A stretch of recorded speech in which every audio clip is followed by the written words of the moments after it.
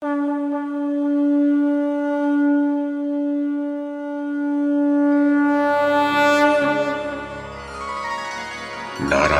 नमस्कृत्य नरं चैव नरोत्तमं देवीं सरस्वतीं व्यासं ततो जयमुदीरयेत्।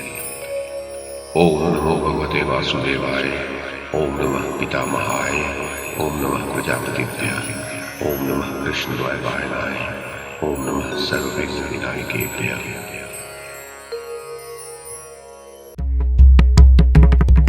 नमस्कार।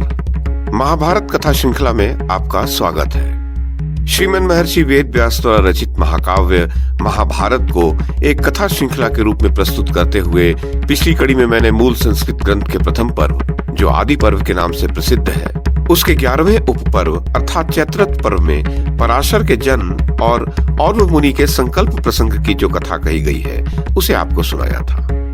अब इस कड़ी में इसी चैत्रथ पर्व में पराशर के राक्षस सत्र की जो कथा कही गई है उसे मैं कमल किशोर आपको सुनाता हूँ।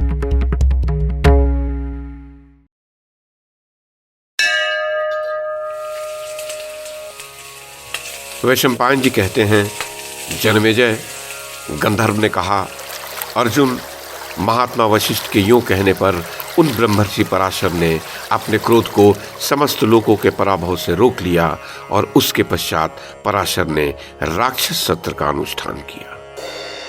उस विस्तृत यज्ञ में अपने पिता शक्ति के वध का बार बार चिंतन करते हुए महामुनि पराशर ने राक्षस जाति के वृद्धों तथा बालकों को भी चलाना प्रारंभ किया। उस समय महर्षि वशिष्ठ ने ये सोचकर कि इसकी दूसरी प्रतिज्ञा को न तोड़ूं, उन्हें राक्षसों के वध से नहीं रोका। उस सत्र में 3 प्रज्वलित अग्नियों के समक्ष महामुनि पराशर चौथी अग्नि के समान प्रकाशित हो रहे थे।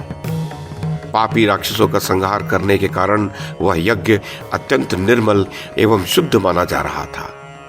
शक्ति नंदन पराशर द्वारा उसमें यज्ञ सामग्री का हवन आरंभ होते ही वह इतना प्रज्वलित हो उठा कि उसके तेज से संपूर्ण आकाश ठीक उसी प्रकार उद्भासित होने लगा जैसे वह वर्षा बीतने पर सूर्य की प्रभा से उद्दीप्त हो उठता है। तदनंतर दूसरों के लिए उस यज्ञ को बंद करना अत्यंत कठिन जानकर उदार बुद्धि महर्षि अत्रि स्वयं उस यज्ञ को समाप्त कराने की इच्छा से पराशर के पास आए। अर्जुन, उसी प्रकार पुलत्स, पुलह, क्रतु और महाक्रतु ने भी राक्षसों के जीवन की रक्षा के लिए वहां पदार्पण किया। उन राक्षसों का विनाश होता देख महर्षि पुलत्स ने पराशर से कहा, तात, तुम्हारे इस यज्ञ में कोई विघ्न तो नहीं पड़ा? तुम्हारे पिता की हत्या के विषय में कुछ भी न जानने वाले इन सभी निर्दोष राक्षसों का वध करके क्या तुम्हें प्रसन्नता होती है? मेरी संतति का तुम्हें इस प्रकार उच्छेद नहीं करना चाहिए।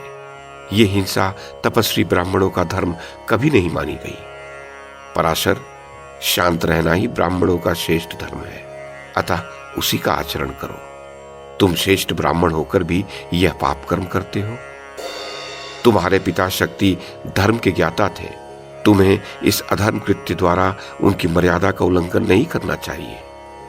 फिर मेरी संतानों का विनाश करना तुम्हारे लिए कदापि उचित नहीं है। वशिष्ठ कुलभूषण, शक्ति के शाप से ही उस समय वैसी दुर्घटना हो गई थी। वे अपने ही अपराध से इस लोक को छोड़कर स्वर्गवासी हुए हैं। इसमें राक्षसों का कोई दोष नहीं है। मुने, कोई भी राक्षस उन्हें खा नहीं सकता था। अपने ही श्राप से अर्थात राजा को नरभक्षी राक्षस बना देने के कारण उन्हें उस समय अपनी मृत्यु देखनी पड़ी। पराशर, विश्वामित्र तथा राजा कल्माशपाद भी इनमें निमित्त मात्र ही थे। तुम्हारे पूर्वजों की मृत्यु में तो प्रारब्धि प्रधान है। इस समय तुम्हारे पिता शक्ति स्वर्ग में जाकर आनंद भोग रहे हैं। महामुने, वशिष्ठ जी के और जो पुत्र थे शक्ति से छोटे, वे सभी देवताओं के साथ प्रसन्नता पूर्वक सुख भोग रहे हैं। महर्षि, तुम्हारे पितामह वशिष्ठ जी को ये सब बातें विदित हैं। तेजस्वी राक्षसों के विनाश के लिए आयोजित इस यज्ञ में तुम भी निमित्त मात्र ही बने हो। वास्तव में यह सब उन्हीं के पूर्व कर्मों का फल है। अतः अब इस यज्ञ को छोड़ दो। तुम्हारा कल्याण हो। तुम्हारे इस सत्र की समाप्ति अब हो जानी चाहिए। गंधर्व ने आगे कहा, अर्जुन, पुलत्स्य जी तथा परम बुद्धिमान वशिष्ठ जी के यूं कहने पर महामुनि शक्तिपुत्र पराशर ने उसी समय यज्ञ को समाप्त कर दिया। संपूर्ण राक्षसों के विनाश के उद्देश्य से किए जाने वाले उस सत्र के लिए जो अग्नि संचित की गई थी, उसे उन्होंने उत्तर दिशा में हिमालय के आसपास के विशाल वन में छोड़ दिया। वह अग्नि आज भी वहां सदा प्रत्येक पर्व के अवसर पर राक्षसों, वृक्षों और पत्थरों को जलाती हुई देखी जाती है।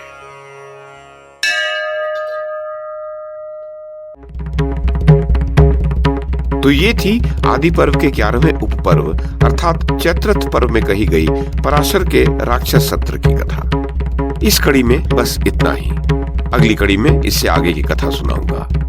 YouTube के माध्यम से महाभारत की कथा को एक श्रृंखला के रूप में प्रस्तुत करने का हमारा यह प्रयास यदि आपको सराहनीय लगा हो तो कृपया इस कड़ी को लाइक और शेयर करें, चैनल को सब्सक्राइब करें और बेल आइकन को दबाएं। साथ में अन्य लोगों को भी देखने के लिए प्रेरित करें। धन्यवाद और नमस्कार।